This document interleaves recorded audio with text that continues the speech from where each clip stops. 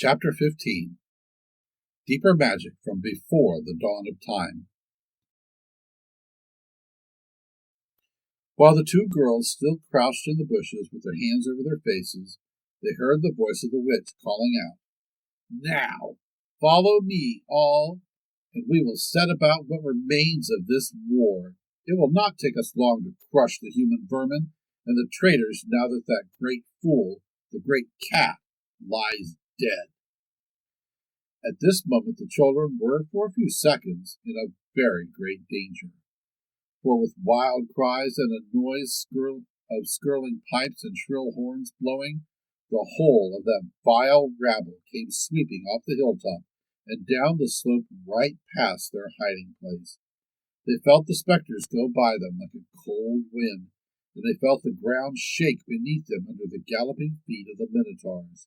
And overhead there went a flurry of foul wings and a blackness of vultures and giant bats. At any other time they would have trembled with fear.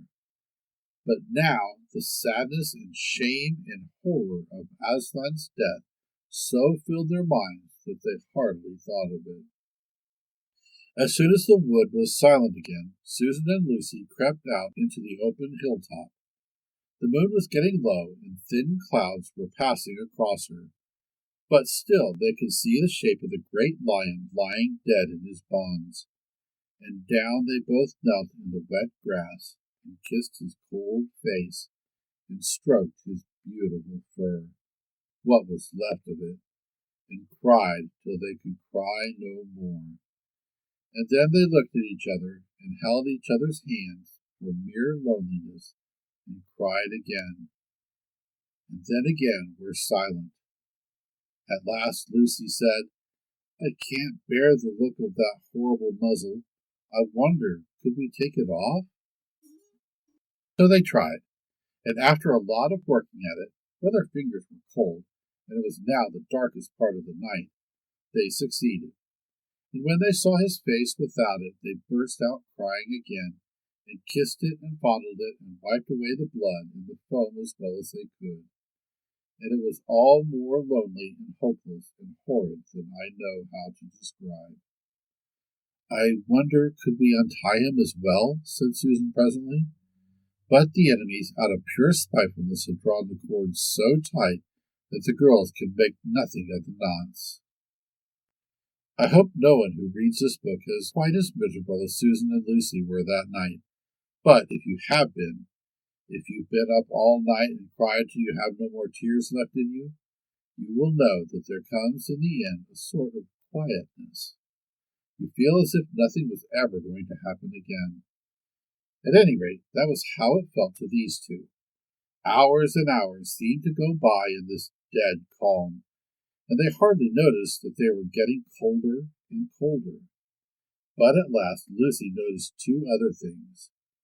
One was that the sky on the east side of the hill was a little less dark than it had been an hour ago. The other was some tiny movement going on in the grass at her feet. At first she took no notice of this. What did it matter? Nothing mattered now.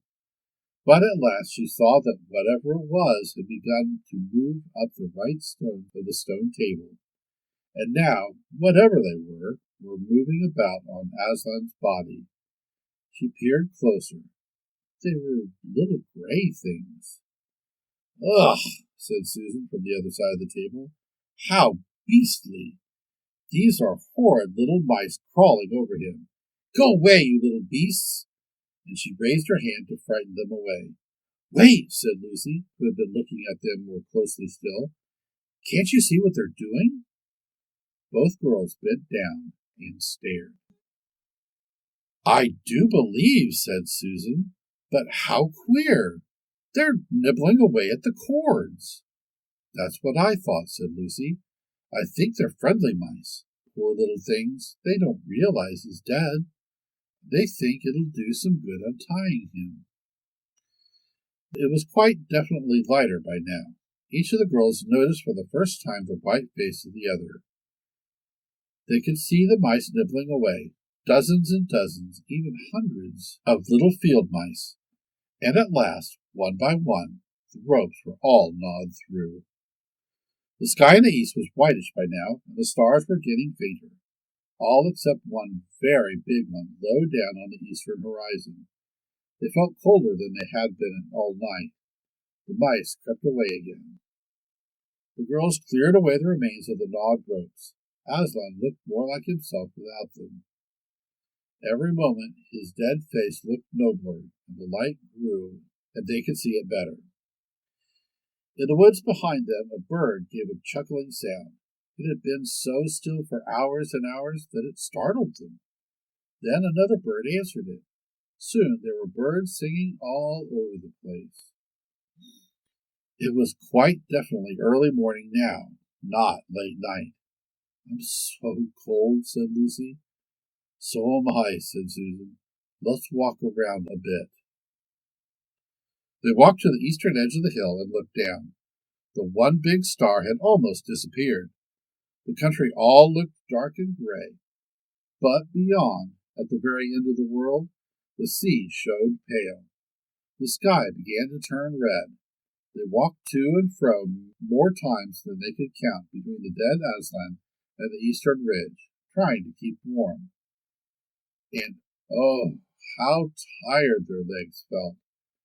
Then at last, as they stood for a moment looking up towards the sea in Caravelle, which they could now just make out, the red turned to gold along the line where the sea and the sky met, and very slowly up came the edge of the sun.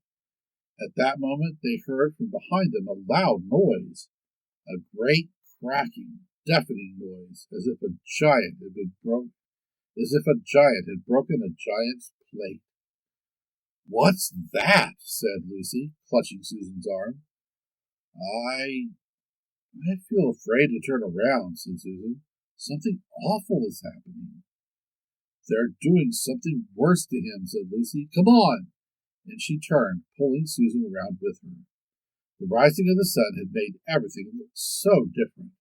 All the colors and the shadows were changed, that for a moment they didn't see the important thing. Then they did.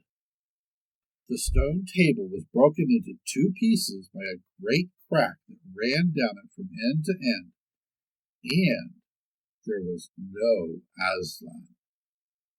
"Oh, oh, oh!" cried the two girls, rushing back to the table. "Oh, that's too bad," sobbed Lucy. "They might have left the body alone." "Who's done it?" cried Susan. "What does it mean? Is it more magic?" "Yes," said a great voice behind their backs. "It is more magic."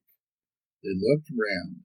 There, shining in the sunrise, larger than they had seen him before, shaking his mane, for it had apparently grown again, stood Aslan himself. "Oh, Aslan!" cried both the children, staring up at him, almost as much frightened as they were glad. "Aren't you dead, then, dear Aslan?" said Lucy. "Not now," said Aslan. "You're not a—" asked Susan in a shaky voice. She couldn't bring herself to say the word ghost.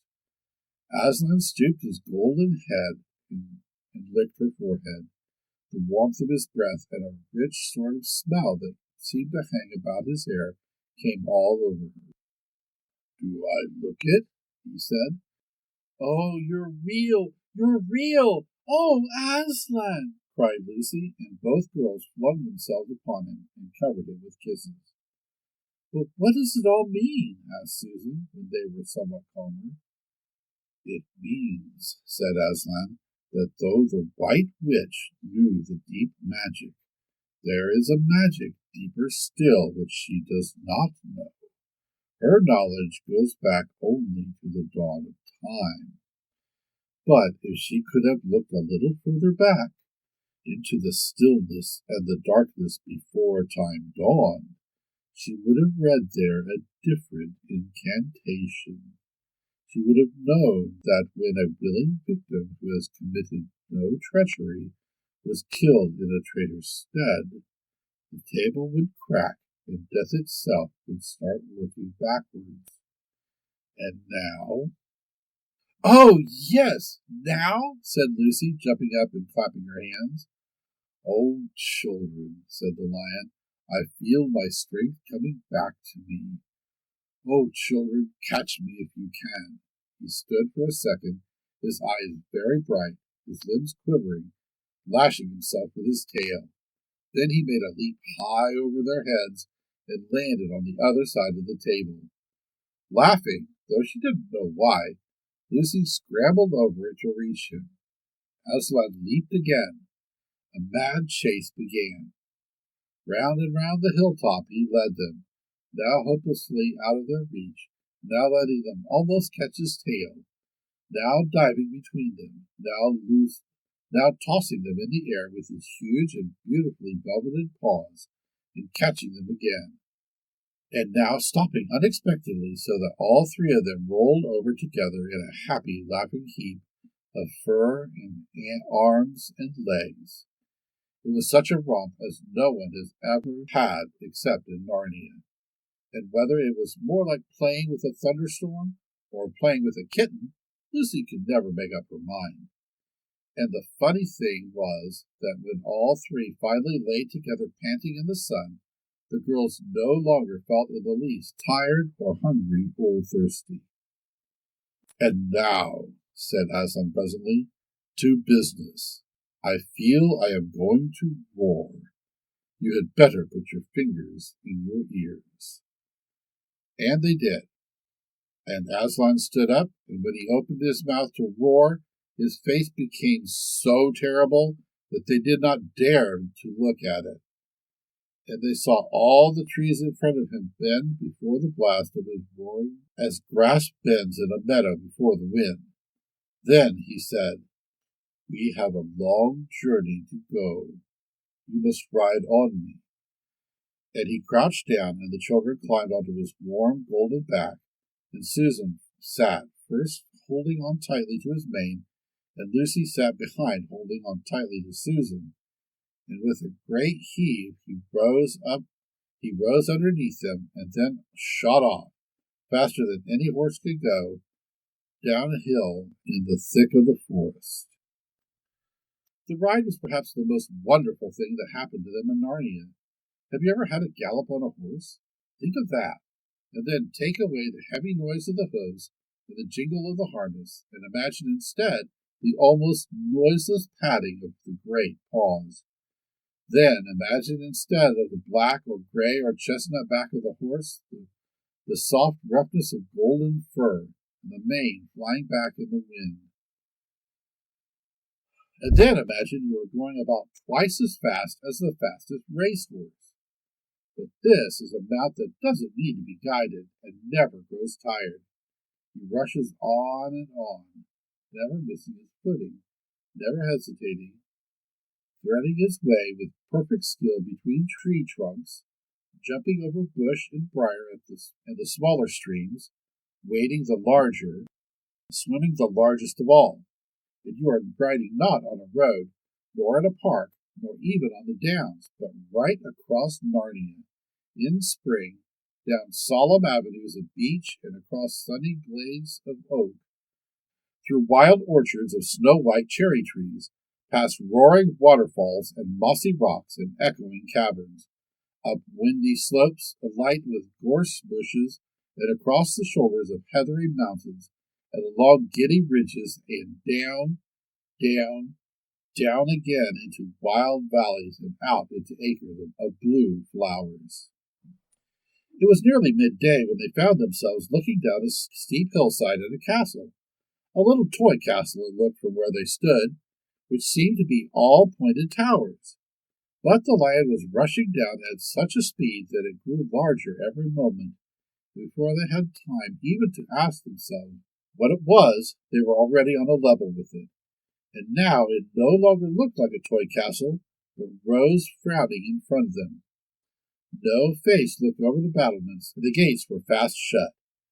And Aslan, not at all slacking his pace, rushed straight as a bullet towards it. "The witch's home," he cried. "Now, children, hold tight." Next moment the whole world seemed to turn upside down, and the children felt as if they had left their insides behind them.